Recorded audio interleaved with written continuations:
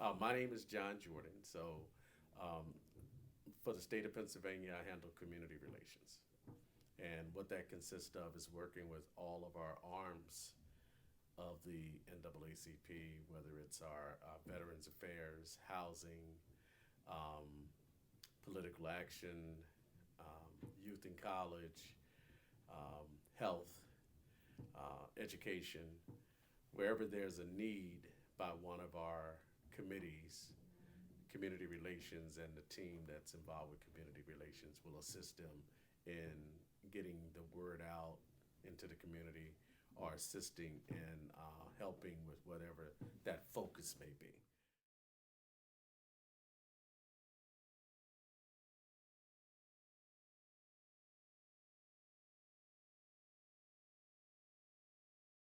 It's something, as long as there's bigots out there, it's always going to be someone affected by it. And there's all types of racism. There's systematic racism, which we find in our in our workforces, whether it's in large institutions, hospitals, uh, s- schools, manufacturing companies, and then there's the local Joe on your block who just doesn't like the black family up the street. So there's always going to be some form of racism, and what we do is when it rears its ugly head, we do what we have to do within the confines of the law to fight it. Children don't see color when they're on playgrounds and when they're growing up. But as they get older, they either A, experience some form of racism or they're taught some form of racism.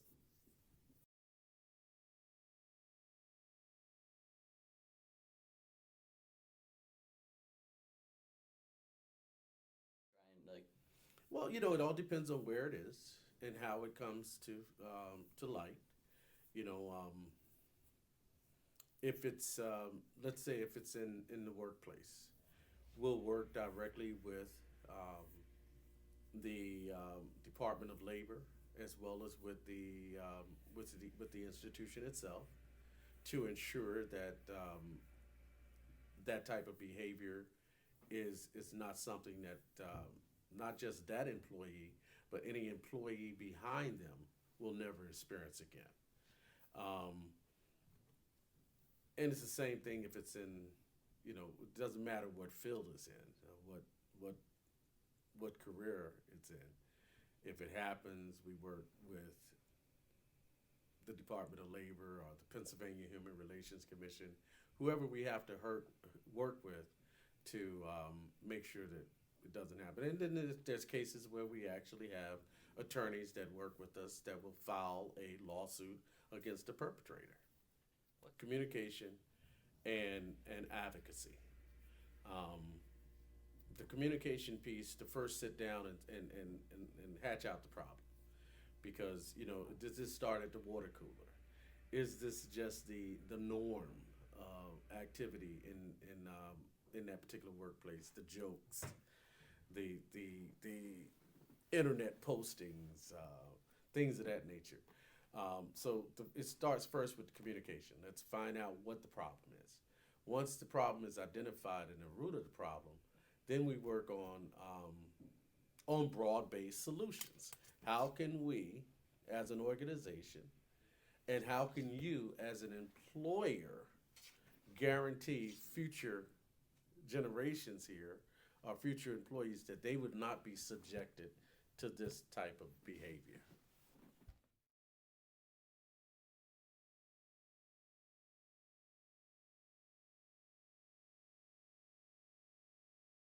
And then making sure that any officer,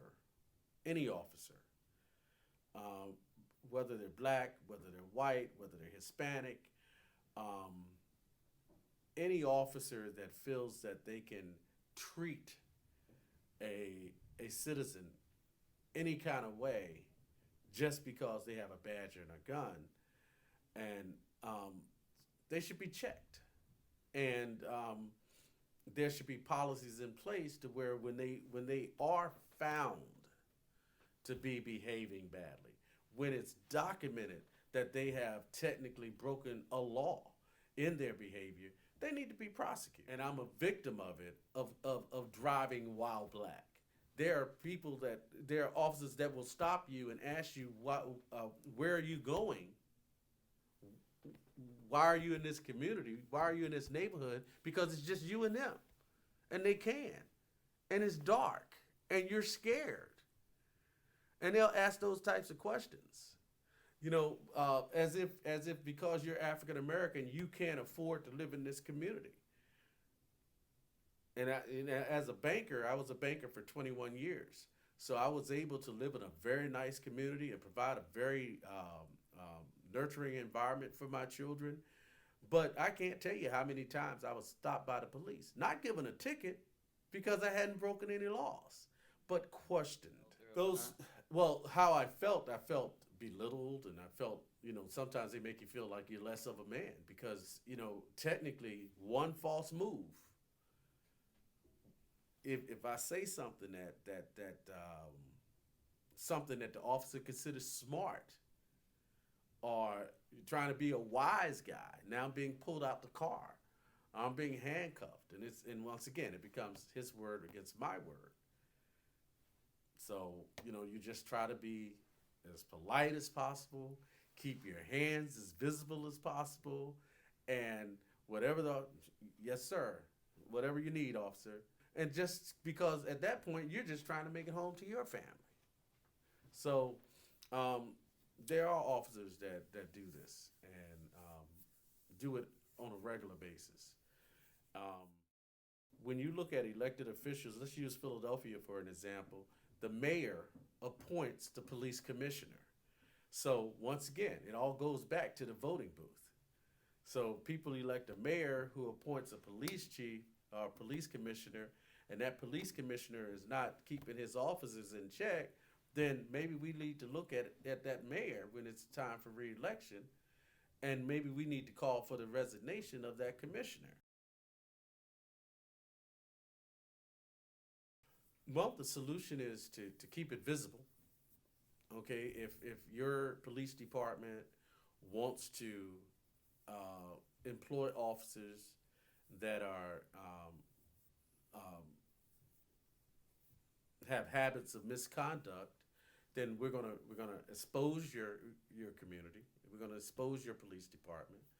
We're gonna do whatever we can within the confines of the law to file whatever lawsuits we can against your department, and bring about a monetary award for the people that have been abused. And we're going to, this is back to the communication piece, make sure that there's communication across the board in that department that this type of behavior will not be tolerated.